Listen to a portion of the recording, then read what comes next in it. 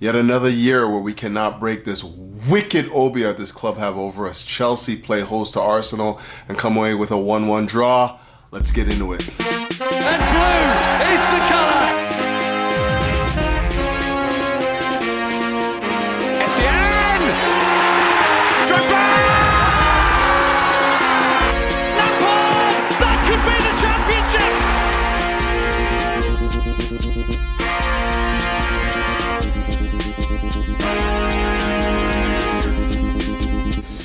Greetings! Welcome back to Couch Critic with me, Dennis P, for what is your Chelsea match review, but more specifically a tactical synopsis of Chelsea's performance against Arsenal.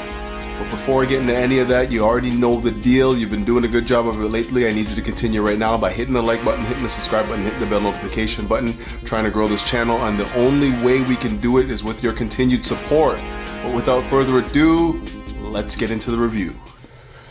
Tough one, guys. A tough one, I have to admit. I went into this game feeling, confident, feeling like Chelsea were in a position where they could take it all 3 points from Arsenal for the first time in God knows how long at Stamford Bridge. It's been far too long. And, again, another cagey affair, another game marred by, poor performances in our box. And, Chelsea cannot get the 3 points. And, again, right from the opening minutes, it was a tepid affair. I felt like Chelsea took turns with Arsenal being in the ascendancy without really being ultimately too threatening. I mean, of course, we did have that one chance where Neto flashes it across the box to Gusto, who has an open header and probably should have scored. I saw the same situation earlier in the first half with Madueke back post, and in both scenarios, you just don't have anyone back there that is capable of really, delivering on the beautiful bullets that have been provided by PEDRO Neto. We will get into him later, who I thought had a fantastic game. But overall, I thought it was a tepid game where both teams, Chelsea and Arsenal, were just like basically cat and mousing it the whole way.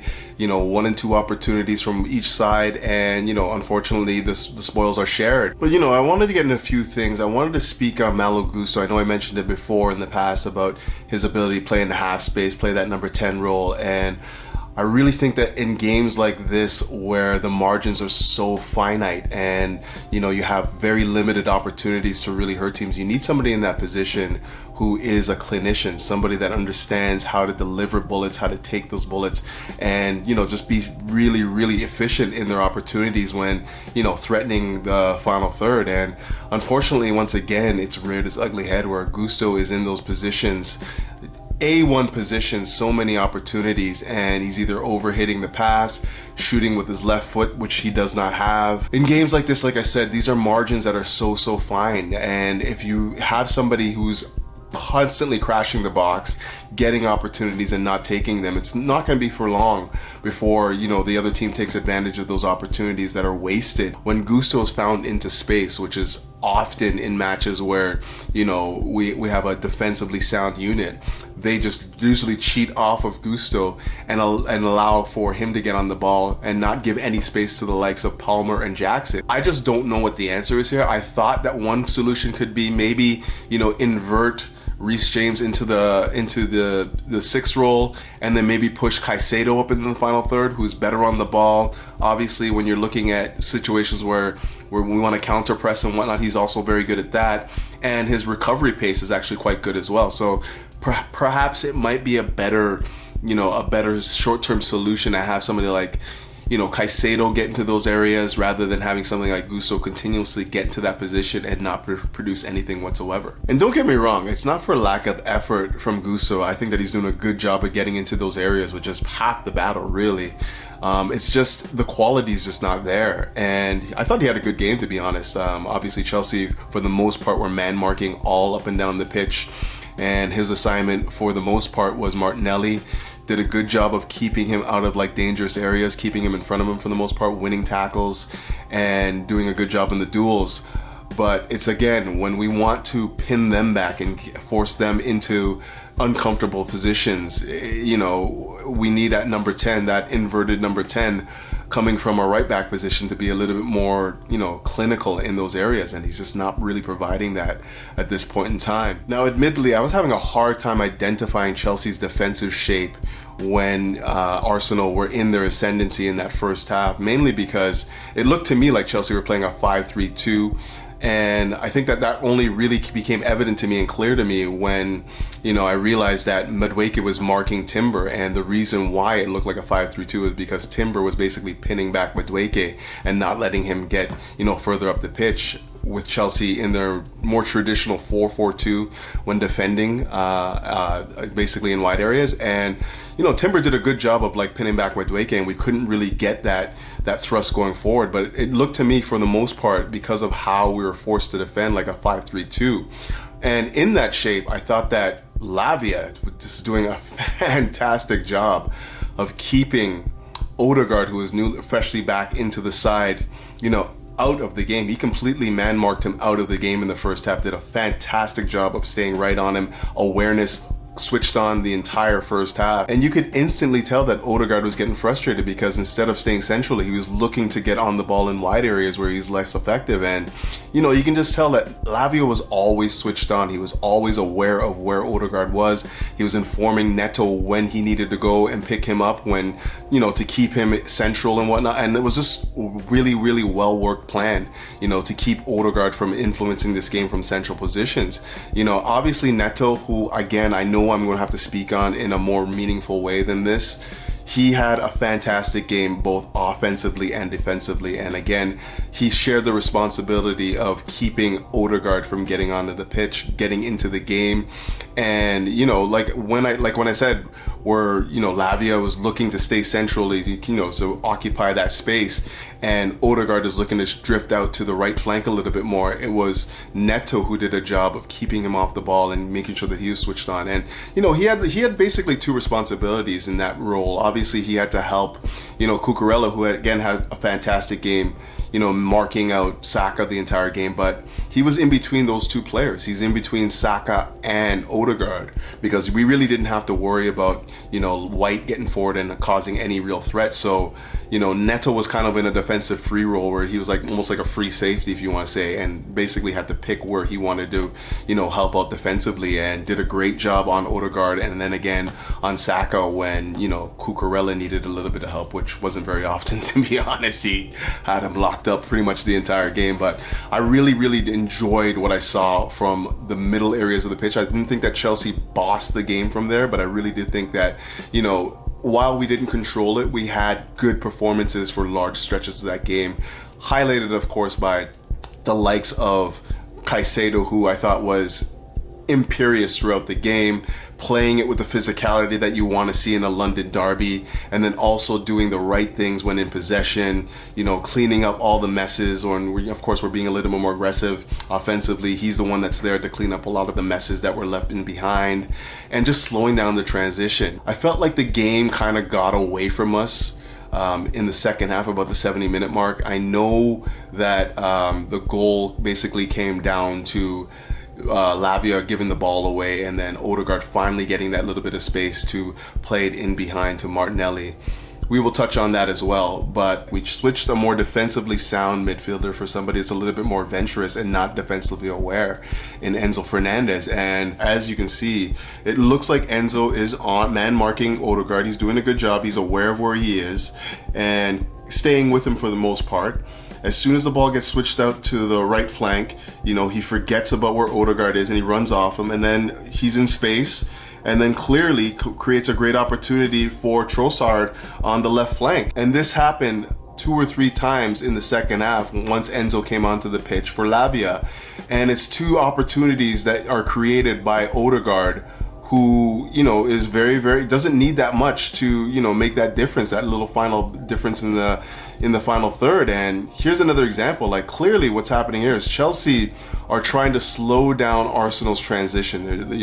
We don't want them to take advantage of the gaping space that's occupied on our right, basically our right back position. So Caicedo was moved out to that area to sort of slow down the transition, which means that the last thing you want to see is your last remaining 6 in Enzo Fernandez to not stay centrally. He needs to stay central in this position. He cannot be attracted to the ball in this position. He just doesn't have the awareness. Just does not have the awareness and understanding to know that he cannot go after Trossard. He goes chasing after him. He leaves, Odegaard again open in the middle, and he's there for another opportunity. And on another day, that's a goal. That is a goal to win the match.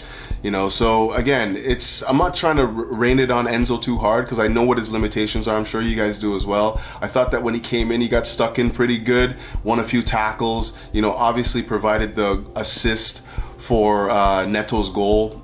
Sure. And I'm not trying to turn this into an Enzo versus Lavia debate. It's not really what I'm about. I want to see all of our players playing their best football, playing extremely well.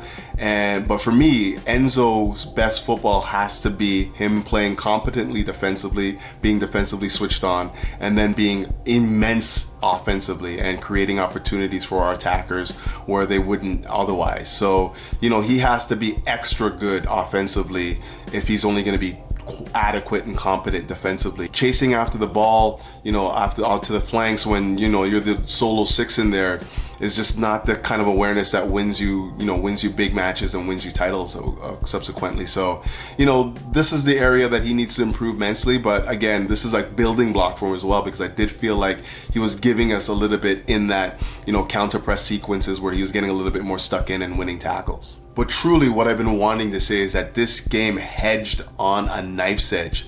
The margins between victory and loss were just so fine. And, it's the boxes again. And again, like Chelsea, if I'm looking at it from a Chelsea perspective, I just don't think we're very good in both boxes. I think offensively we didn't create enough. And the few opportunities that we did create, Gusto, Madueke, Cole Palmer, a couple of situations here and there, we just weren't clinical enough.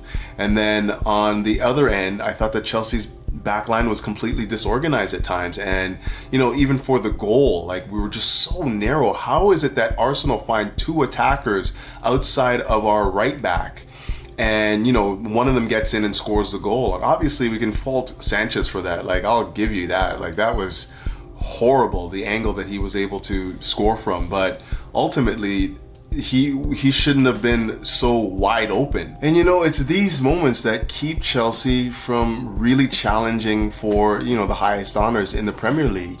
These moments where our boxes were just not very good. I mean, obviously a lot's to play for when we can grow from these experiences, and as a young team I expect them to grow and I expect them to learn from these situations, be more switched on in these situations.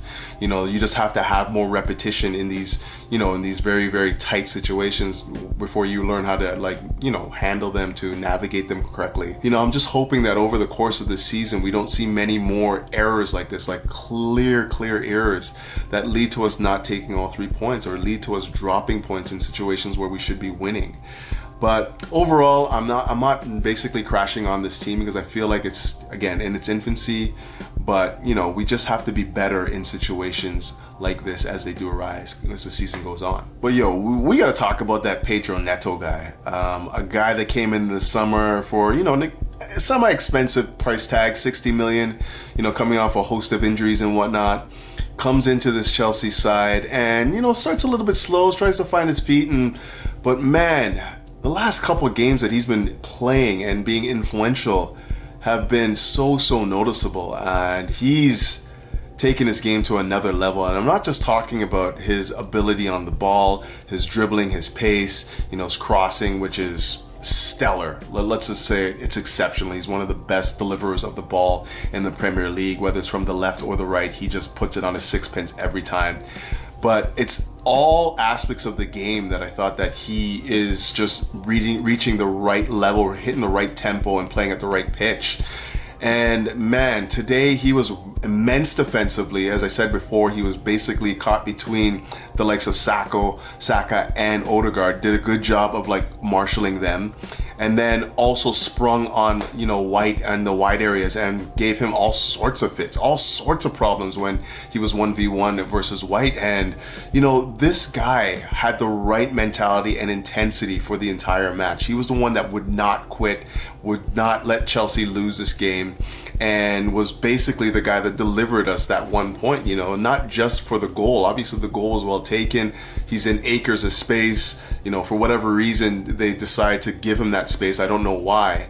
And he takes the opportunity, scores the equalizer. But I just felt like for the majority of that game, PEDRO Neto was the only Chelsea player that were giving, Arsenal a lot of trouble. Whether he was on the left flank or the right flank. He was giving them all sorts of things to worry about. And I feel like the switch from him going from left to right was basically what produced the goal.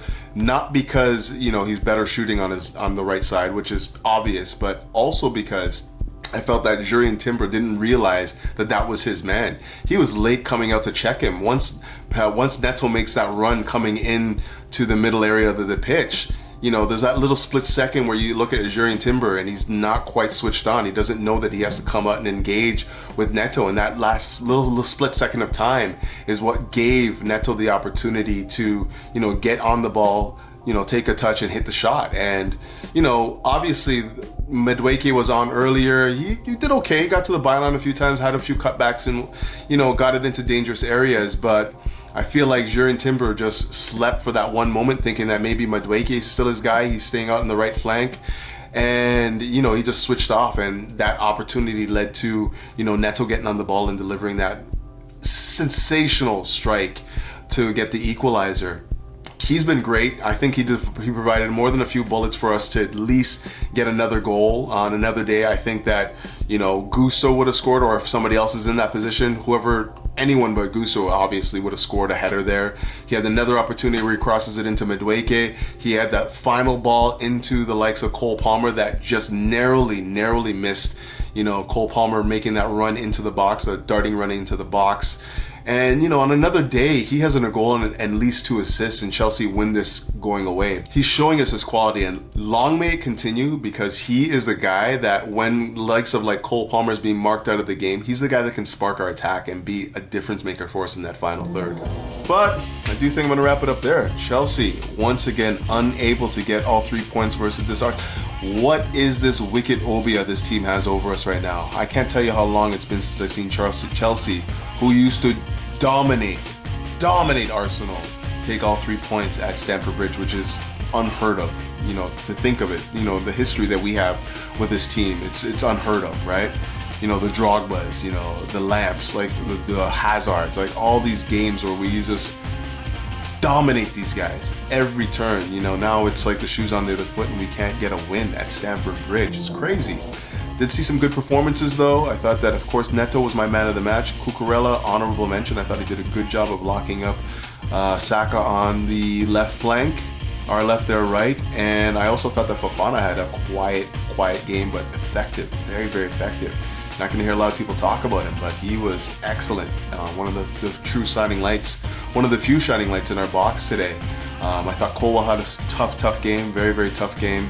Obviously kept giving the ball away when we're trying to punch it, play a little bit more direct.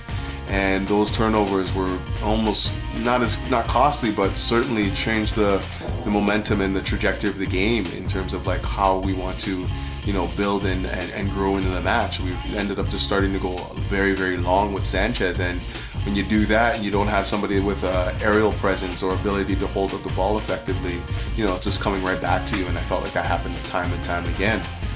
But we are in the international break now, and Chelsea are third. We are third. I don't care how you want to look at it. We're third in the table after that for the last international break till I think March. And if you ask me, I think our fixtures are going to get favorable from here till at least the new year. We got a lot of games that we can win, a lot of points that we can take. But again, if we're not going to be a side that is a little bit more ruthless in both boxes, then it's of no value. We have to be better in our boxes. But until then, keep the blue flag flying high and up the Chelsea. Peace.